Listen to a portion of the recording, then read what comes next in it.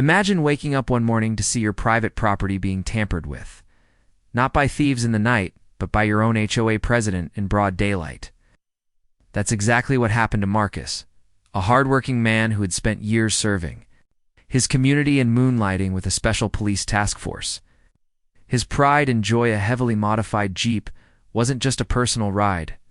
It was an undercover operations vehicle used by law enforcement. But when Karen, the overzealous HOA president, decided it looked too rugged for her perfect neighborhood, she crossed a line she'd regret forever. Marcus had kept his Jeep parked in his assigned driveway, secured with a heavy-duty lock and chain for safety. It wasn't unusual, his neighbors knew he was careful. But Karen, who often complained about everything from kids riding bikes to the color of people's curtains, declared the Jeep an eyesore. Instead of talking to Marcus, she marched down one morning, bolt cutters in hand, and snapped the lock as if she had every right to. Unfortunately for her, the Jeep wasn't just a Current, it was wired with GPS trackers, specialized communications, and sensitive equipment for ongoing operations.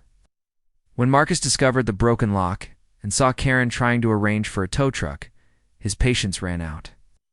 Calmly, he told her she had just tampered with police property. Karen scoffed, rolling her eyes and accusing him of lying to get out of HOA rules. Minutes later, her arrogance exploded in her face. A black SUV rolled into the neighborhood, and out stepped members of Marcus's task force, armed and in uniform. They had been alerted the moment the Jeep's tamper alarm went off. When they confronted Karen, she tried to play the victim, insisting she was just enforcing community standards.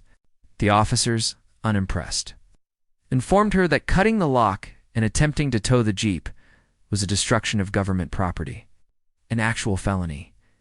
Neighbors peeked from behind curtains as Karen's face drained of color. The same woman who had barked HOA rules at everyone else was now trembling as officers took her statement and explained her rights. Marcus didn't even need to raise his voice. The law was handling it for him by the end of the day. Karen wasn't just facing HOA complaints, she was staring down criminal charges. Her reputation in the neighborhood was shredded, and her position as president was stripped.